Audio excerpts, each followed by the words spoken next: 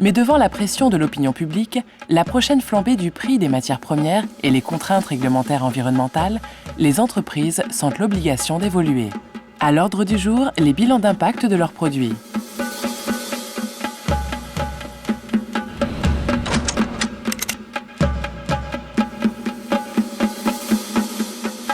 Depuis, ce constructeur de matériel électronique a initié une démarche d'analyse de cycle de vie d'un de ses décodeurs. L'objectif est d'améliorer son empreinte environnementale en concevant un produit le moins impactant possible. Et comme pour les étiquettes CO2, la démarche commence par un bilan environnemental. Ce projet pilote sera dans un second temps généralisé à tous les produits de la marque. Finalement, quand on va faire le bilan environnemental de ce type de produit, qu'est-ce qui va générer des impacts? La production de ces matières, la production des métaux, il faut les fabriquer, il faut extraire de la ressource et fabriquer de l'acier, de l'aluminium. Donc la fabrication de ces matières premières présente des impacts sur l'environnement. Et on se rend compte finalement lors de l'analyse que des petits composants comme les semi-conducteurs, qui pèsent très peu, sont finalement les composants qui vont avoir le plus d'impact sur l'environnement. La raison est simple, c'est que pour fabriquer ces composants, il faut beaucoup d'énergie. On va utiliser des matières qui sont rares souvent, qui ont un coût, et qui ont aussi par conséquent un coût sur l'environnement. Aujourd'hui, deux versions d'un décodeur sont analysées. La version métal est la première génération mise sur le marché en 2008. La coque plastique est une des solutions techniques envisagées pour le décodeur de seconde génération qui sortira, lui, en 2010. On est à 496 grammes. Fabriquer cette pièce de 496 grammes en acier va générer l'émission d'environ 1,6 kg d'équivalent CO2. La solution plastique associée à un blindage métallique, elle génère, elle, 1,05 kg, donc moins d'impact sur l'effet de serre.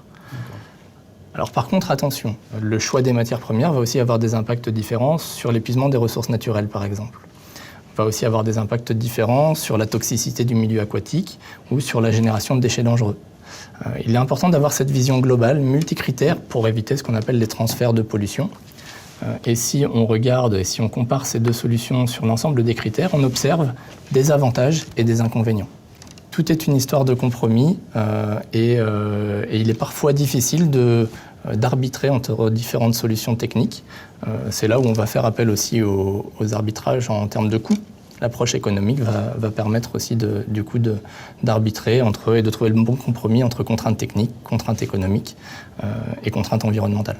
Donc tout l'enjeu est de sensibiliser les équipes pour faire évoluer ces mentalités et pour faire en sorte qu'un concepteur qui fait ce métier depuis 30 ans réussisse à intégrer cette composante environnementale de manière à ce qu'il contribue finalement à la réduction des impacts environnementaux du produit. Jusqu'à ce jour, la conception ne répondait qu'à des contraintes de coût, de qualité et de délai de mise sur le marché. Les résultats de cette analyse de cycle de vie vont permettre de prendre conscience des efforts à réaliser et d'agir sur la phase la plus impactante pour l'environnement.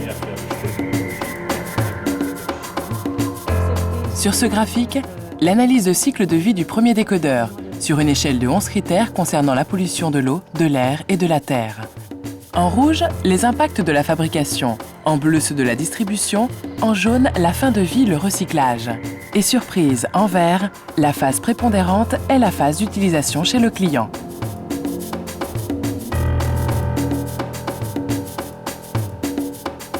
Vous apercevez effectivement que sur un usage de 3 ans, l'utilisation correspond à 80% de l'impact environnemental sur presque tous les impacts, sauf les aspects ressources naturelles. Bleu, c'est les transports et emballages.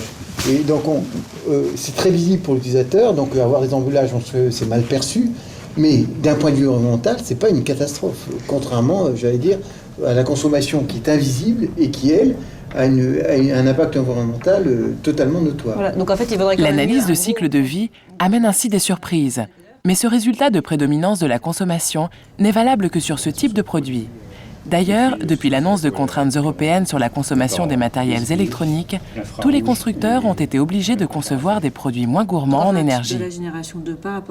En rouge, la génération 2 du décodeur qui sortira en 2010 sera moins énergivore que la précédente. La réduction de consommation d'énergie, elle a permis de diminuer l'impact environnemental pendant la phase de vie, mais c'est un peu cette réduction aussi qui a permis de réduire la taille de la boîte. Tout à fait. L'hypothèse, c'est de ne pas augmenter exagérément le prix du produit en faisant de l'éco-conception. Il faut rester raisonnable.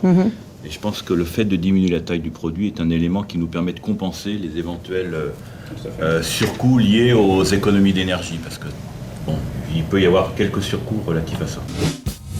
Mais il faudra attendre encore quelques années avant que les efforts d'éco-conception se déploient dans nos magasins. En attendant, les vieilles télés et les vieux ordinateurs seront partiellement recyclés. Seules les cartes électroniques, pour les métaux précieux qu'elles contiennent, sont bien prises en charge. Les mélanges de plastique des claviers, par exemple, empêchent généralement le recyclage. Les écrans plats sont la plupart du temps stockés en attendant la mise en place de filières capables d'éliminer le mercure des lampes LCD. La gestion des produits en fin de vie n'a pas été jusqu'à présent une préoccupation pour les entreprises. Mais certaines d'entre elles ont su avoir une politique proactive, comme ce constructeur automobile qui s'est lancé en 1995 dans une démarche d'éco-conception. Répondant généralement à des contraintes de coût, la conception des pièces s'est avérée souvent inadaptée à tout recyclage. Exemple avec ces fauteuils. Donc là, on comprend bien qu'au niveau du broyeur, donc ce sont des broyeurs à couteau, les couteaux cassent sur ce type d'armature. C'est pas du tout concevable. Donc, une grosse difficulté à valoriser ce type de pièces. Donc, pour ce faire, nous avons travaillé sur l'éco-conception de ces pièces. Donc, par exemple, sur ce véhicule, il suffit de couper le tissu et ensuite, vous pouvez déchausser donc, la mousse complète. Et dans cette mousse, vous n'avez aucun insert métallique. Vous n'avez pas du tout de métal. Ce qui permet ensuite, dans la filière de recyclage, de broyer la mousse, de faire des flocons et de réutiliser ces flocons de mousse pour faire des sous-couches de moquettes ou des pièces qu'on va se servir comme pièces acoustiques. Depuis 2000, les constructeurs automobiles doivent concevoir leurs véhicules pour qu'ils soient recyclables à 85% de leur poids en fin de vie. Mais pour atteindre ce chiffre, il a fallu changer les pratiques. Généralement, les matières plastiques sont mélangées, souvent thermocollées dans une même pièce, empêchant ainsi tout tri des matières et donc tout recyclage. Donc l'objectif, c'est de faire des pare-chocs utilisant une seule matière, le plus possible. Et afin de faciliter donc le travail des démolisseurs lors du démontage des pièces, nous créons de gros marquages pour que le démolisseur ne se pose pas la question de savoir cette pièce-là, elle est en quelle matière, et il peut la mettre directement dans le bon bac pour le recyclage. Donc, au lieu d'envoyer ces plastiques en décharge, aujourd'hui, on peut réutiliser ces plastiques dans des pièces du véhicule, comme par exemple là, identifié en vert. Donc vous avez de la matière recyclée. Donc en termes de pourcentage, on est à combien là en fait ? Alors là, on a 4 kg de matière recyclée sur cette pièce, pour une pièce qui doit faire 8 à 9 kg. Donc on est quasiment à 50% de matière recyclée sur ce type de pièce. Donc là, il y a un réel intérêt pour l'environnement de pouvoir réutiliser ce type de matière au niveau de nos véhicules. Donc sachant qu'on produit plus de 2,5 millions de véhicules par an, il y a un impact positif au niveau de l'environnement. Donc on évite à ce que des matières se retrouvent en décharge ou partent en valorisation énergétique. Donc l'intérêt, c'est vraiment de pouvoir faire une boucle avec nos matières. C'est la matière d'aujourd'hui qu'on puisse la réutiliser dans les pièces de demain. Du point de vue écologique, c'est efficace, puisqu'aucune matière première n'est prélevée, ni transportée, ni transformée. Et au niveau économique, c'est aussi intéressant puisque généralement, la matière recyclée vaut moins cher. Mais les filières de recyclage ne sont pas encore suffisamment développées. Pour le plastique recyclé, par exemple, une seule couleur est proposée aujourd'hui. Les plastiques de toutes les couleurs sont mélangés lors de la valorisation, ne donnant ainsi au final que du noir. Sur une voiture comme la Mégane 3, on a 11% des plastiques qui sont issus du recyclage. Voilà, donc les passages de roues, on a donc des pièces qui sont sous la voiture, on a des pièces de structure en polymère qui sont en matière recyclée, on a Des pièces visibles aussi, des pièces visibles, par exemple cette pièce-là. Donc vous voyez cette pièce-là. Donc cette pièce-là est une pièce en matière recyclée. Voilà, donc ça c'est une pièce d'aspect qui est réalisée en matière recyclée. Pourquoi seulement 11%? On ne peut pas faire plus? On peut faire plus. On peut faire plus et on y travaille de projet par projet pour pouvoir augmenter ce pourcentage. On a un objectif à l'horizon 2015 qui est de mettre 20% de matière recyclée sur nos véhicules, sur l'ensemble de la gamme de nos véhicules. En 2015, ce n'est plus 85, mais 95% de la masse des véhicules qui devra être valorisée. Et là, l'effort d'éco-conception des constructeurs doit être dès aujourd'hui conséquent. Je crois qu'aujourd'hui, en fait, on ne peut pas dire tous les constructeurs ont effectivement bien conscience qu'en 2015, il faudra atteindre les 95%. Bon, par contre, les constructeurs n'ont pas forcément tous mis les mêmes moyens et la même énergie, je veux dire, pour atteindre dès la conception ce niveau de recyclage. Et puis sur certains projets, sur certains nouveaux véhicules, on s'aperçoit malheureusement qu'il n'y a pas eu de capitalisation et que ce qui a été fait correctement sur le véhicule précédent n'est pas forcément reconduit sur le suivant. Ce centre pilote de déconstruction a été créé pour mieux connaître les difficultés de la dépollution et de la valorisation des véhicules en fin de vie. Aujourd'hui, les démolisseurs sont de plus en plus tenus d'être agréés, améliorant ainsi la dépollution des véhicules. Mais certains points posent encore des problèmes économiques ou techniques. Les liquides sont généralement bien recyclés, mais parfois, les difficultés d'accessibilité aux réservoirs empêchent leur récupération. Pour les plastiques, ça marche. Deux types de plastiques, lorsqu'ils ne sont pas mélangés, sont bien recyclés, le polypropylène et les ABS. Mais toutes les matières ne sont pas valorisées aussi bien, et un volume encore conséquent finit en décharge. Alors, à ce poste-là, on peut également effectivement extraire les pare-brises. Techniquement parlant, encore une fois, pas de souci. Les soucis sont essentiellement économiques, c'est-à-dire en fait comment compenser le coût du démontage, du stockage et du transport. Aujourd'hui, du vitrage de ce type-là, on va nous le payer entre guillemets quelques toutes petites dizaines d'euros la tonne. Et vous comprenez bien que ça compense en aucun cas les coûts de démontage, de stockage et de transport. On estime à 1 600 000 le nombre de véhicules en fin de vie en 2009. Une majorité est dépolluée et recyclée dans des centres agréés. Mais environ 500 000 véhicules sont traités par des démolisseurs qui s'encombrent beaucoup moins des règlements environnementaux. Seules les matières valorisables sont récupérées, le reste finit dans le sol, soit par infiltration, soit en décharge. L'argument du recyclage a été utilisé en quelque sorte pour inciter ou au moins pour déculpabiliser le consommateur en disant allez-y, changez de voiture, ne vous faites pas de soucis, elle est recyclable. Ce qui veut, comme je l'ai dit tout à l'heure, ce qui ne signifie pas forcément qu'elle soit recyclée. Et ça, de nouveau, c'est un bon exemple, on pourrait dire, de détournement du concept du recyclage pour une logique qui est de type productiviste, où ce qu'on cherche à faire, c'est mettre sur le marché un maximum de produits neufs. Et là, on est dans une logique assez absurde, qui n'est pas du tout celle, évidemment, du développement durable et de l'écologie industrielle.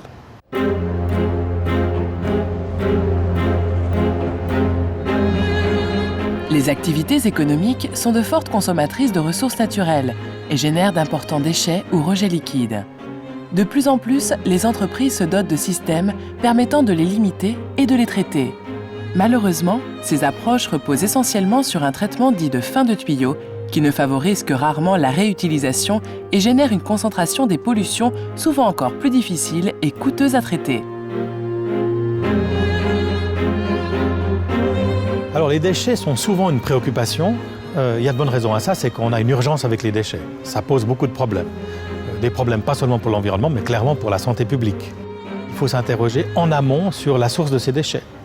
Alors ça fait déjà un certain nombre d'années qu'on le fait, mais c'est assez récent qu'on commence à imaginer des processus économiques qui systématiquement essayent de prévenir les déchets en amont, ou alors, lorsqu'on ne peut pas les empêcher, ce qui est aussi souvent le cas, il ne faut pas l'oublier, ou alors de les utiliser comme d'autres ressources. Et dans ce sens-là, la notion de déchets disparaît.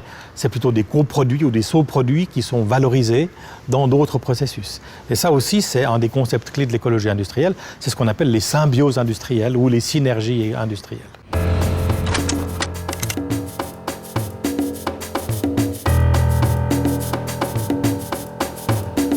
Née dans les années 70 aux États-Unis, l'écologie industrielle est une nouvelle pratique de management environnemental.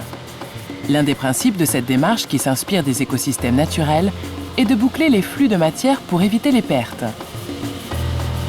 À l'image de cette entreprise de charcuterie industrielle qui, du fait de sa croissance, a été confrontée à un problème de déchets.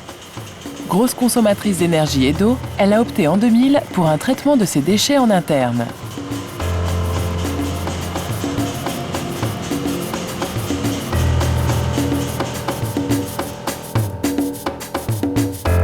Visite avec un industriel intéressé par la démarche et sous le regard attentif d'un spécialiste de l'écologie industrielle.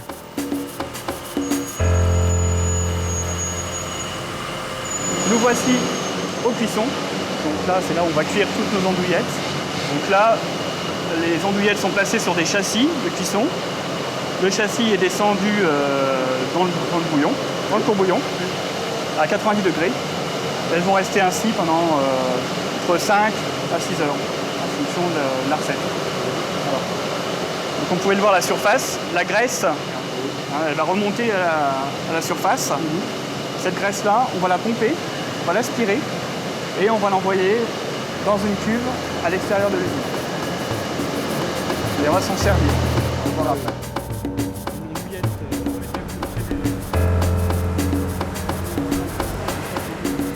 Ici se trouvent les cuves où on va récupérer la graisse qui est issue de la cuisson des andouillettes. Dans cette cuve, on va décanter la graisse.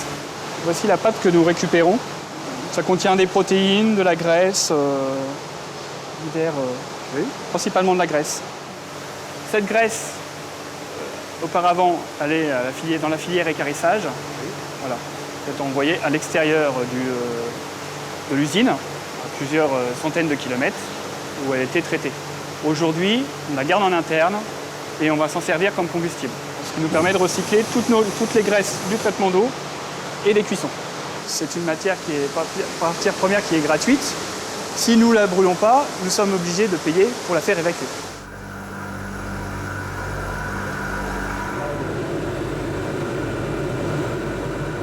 Le retraitement coûtait environ 100 000 € en 2000. À cette époque, s'est aussi posé le problème de la non-conformité de leur station de retraitement des eaux usées. La décision a été prise alors de retraiter en interne les déchets, de les brûler et de profiter de cette combustion, de polluer moins en améliorant la rentabilité. La partie énergie récupérée par la graisse représente 40% de nos besoins en vapeur. Ah, c'est énorme. 40%. Ce qui représente à peu près 4 millions de kilowattheures gaz, à peu près. Nous étions au départ charcutiers. Il a fallu qu'on apprenne le métier de thermicien. C'est vrai que c'est un nouveau métier. Aujourd'hui, notre gisement de graisse est tellement important que ça fait partie intégrante de notre métier. On est obligé de s'en préoccuper. On ne peut pas dire je laisse le tas de graisse d'un côté et je me concentre uniquement sur mon métier de charcutier. Il faut traiter, faut qu'on traite cette masse de déchets, qui représente quand même presque 2000 tonnes par an.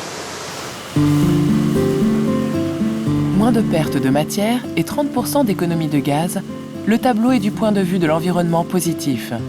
Mais pour être plus efficace, l'idée de l'écologie industrielle est aussi de faire interagir les entreprises comme le font les écosystèmes. Aujourd'hui, les entreprises, même quand elles sont voisines, peuvent consommer la même énergie, la même eau, mais elles s'ignorent.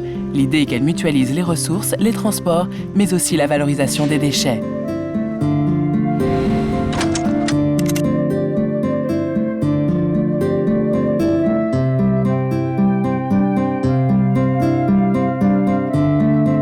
Historiquement, Dislaube produisait de l'éthanol à partir de betteraves. Mais menacé pour des raisons de restructuration en 2003, l'outil et le savoir-faire ont pu être sauvés par une nouvelle activité de régénération et la mutualisation des déchets de différents industriels. Ici, nous avons quelques exemples de déchets qui arrivent chez nous, qui est notre matière première. Donc voilà, donc des déchets différentes couleurs avec plus ou moins de choses dans le fond qui décantent. Donc ça vient de chimistes, pharmaciens, licoristes. Là, je crois que ça vient d'un producteur de mousse à raser.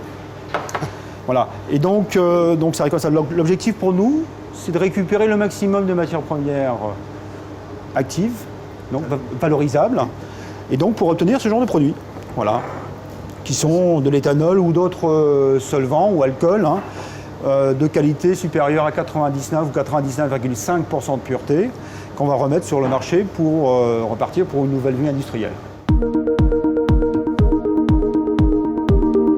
Du point de vue environnemental, il est 4 fois moins impactant de régénérer les solvants que de les fabriquer à partir de matières premières. Celui-ci, nous traitons à peu près un peu plus de 50 000 tonnes de déchets par an et nous remettons sur le marché 40 000 tonnes de solvants régénérés. On peut travailler des solvants usagés et avoir des rendements supérieurs à 90%. En gros, je vous envoie 100 litres de solvants usagés et vous nous en ramenez 95 litres. Et puis il y a 5 qui partent en incinération. Tout à fait. Et vous me revendez 5 litres pour compléter. Et éventuellement, je vous revends 5 litres pour compléter. Très bien. Il est nettement moins cher en fait de faire une régénération en général sur un site comme le nôtre que d'envoyer le déchet en destruction et de racheter le solvant neuf. Après, on peut vous montrer également les chaudières si ça vous intéresse. Donc là, on est bien dans un schéma d'écologie industrielle où on prend un déchet, un coproduit, un sous-produit, appelez ça comme vous voulez, et on lui donne une nouvelle vie avec un savoir-faire, un outil de travail qui était préexistant. Au lieu de puiser des ressources naturelles vierges qui existent en quantité limitée, eh bien, on préfère donner une deuxième vie, une troisième vie, une vie infinie, là en l'occurrence, en tout cas, si tant est qu'on puisse avoir une vie infinie, à ces flux de matière. Ça peut être appliqué à des flux d'eau, ça peut être appliqué à des flux d'énergie.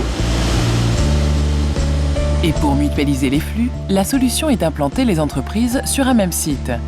Une cinquantaine d'écoparcs ont vu le jour et ont démontré leur efficacité dans le monde, comme le plus connu à Kalundborg au Danemark. Des initiatives encore trop rares. Je crois qu'en tout cas, c'est l'enjeu d'arriver à une deuxième révolution industrielle, une nouvelle révolution industrielle qui soit fondée non plus sur une espèce de linéarité, genre on prend des ressources, on produit en émettant des pollutions, des déchets, etc. Et puis on vend le produit et au bout du compte, il va à la décharge, à l'incinérateur, etc. Mais à des systèmes plus linéaires où soit on arrive à produire de manière linéaire d'une façon qui n'a aucun impact sur la nature, c'est-à-dire vous produisez avec des ressources renouvelables, en chemin, tout ce que vous rejetez est clean et peut retourner à la nature sans l'abîmer, si je puis dire. Et en fin de vie aussi, votre produit peut retourner à la nature, genre est biodégradable, etc., de manière complète. Soit, donc si on ne peut pas produire de manière linéaire comme ça sans nuire à l'environnement, dans ce cas, essayer de passer à des modèles économiques fonctionnant de manière plus circulaire, avec ce qu'on évoquait tout à l'heure, c'est-à-dire un produit qui, de manière croissante, va être commercialisé comme un service.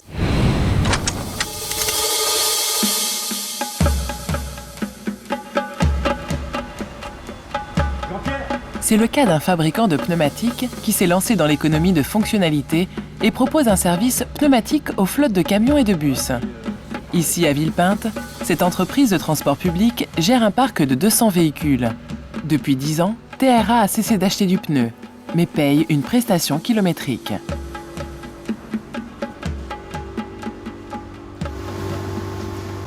Nous avons 5 mm. Celui-là, il faut le retirer. C'est la profondeur de sculpture. Là, 5 mm, c'est à retirer aussi. Donc, on va les retailler, les démonter et les retailler. Il faut penser à ses clients, ce dont ils ont besoin, et non pas ce dont ils ont besoin d'acheter. Et c'est ainsi que nous, on a pensé à à proposer du kilomètre plutôt qu'à proposer du pneu. À partir de ce moment-là, vous changez votre raisonnement. Vous dites à votre client, eh bien, écoutez, ce dont vous avez besoin, c'est bouger en toute sécurité. Eh bien, moi, ce que je m'engage à faire, c'est ça. Et en contrepartie de ça, eh bien, vous allez me payer en fonction du kilomètre parcouru.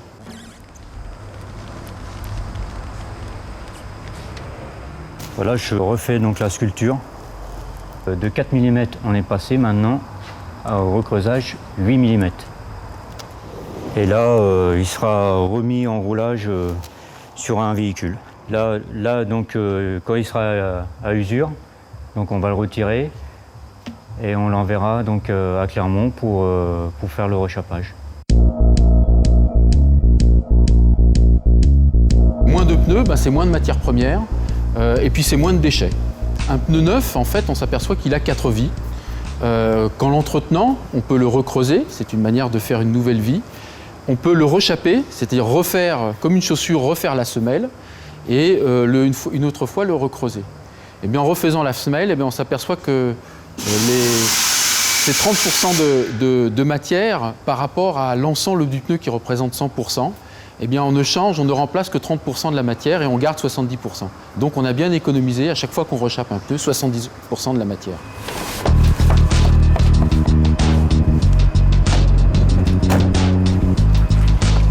On sort un peu de la logique industrielle, on va un petit peu au-delà quand on aborde l'économie de fonctionnalité. L'idée est très simple au départ, c'est simplement de substituer à la vente d'un bien, la vente de la fonction d'usage de ce bien. Tant que vous vendez des biens en tant qu'industriel, le seul moyen que vous avez d'augmenter votre chiffre d'affaires, c'est de multiplier le nombre de biens vendus. En revanche, si vous vendez la fonction d'usage d'un bien, vous pouvez tout d'abord disjoindre, je vais vous donner des exemples après, découpler en quelque sorte la consommation de ressources de la production de richesse. Tant que Michelin vend des pneus, il a intérêt à en vendre le plus possible. À partir du moment où il ne vend plus le pneu, mais le service pneumatique, tout son intérêt est de faire que le pneu qu'il vend dure le plus longtemps possible. Et donc, son intérêt, le fait pour lui de vendre moins de pneus, devient intéressant. S'il vend moins de pneus, il occasionne moins de flux de matière et moins de consommation énergétique. Ce fabricant de pneumatiques n'est pas le seul à s'être lancé dans l'économie de fonctionnalité. Aujourd'hui, ce principe s'applique à des photocopieurs, des voitures en partage, des moquettes de bureau et même des molécules de chlore. Ces exemples sont rares et encore trop timides pour avoir un impact notable sur l'environnement. Le réchauffement climatique et la disparition des espèces appellent les entrepreneurs à un véritable défi. C'est aussi pour le monde économique une question de survie. Ce dont nous avons besoin maintenant, et d'une façon criante, c'est une économie qui apprenne à économiser les ressources. Et chacun de nous, chaque usager, doit apprendre à économiser les ressources, le substrat énergétique et le substrat matériel des objets qu'il utilise, des services auxquels il recourt. Et pour ce faire, il ne faut plus taxer le travail, mais il faut taxer l'énergie, taxer les ressources, de telle sorte que plus, pour une même fonction, vous consommez de ressources, et moins, au prorata, vous vous enrichissez. C'est là le vrai levier. Et c'est là que vous changez complètement de système, et c'est ce dont on a besoin. Mais entre nous, on n'y est pas encore.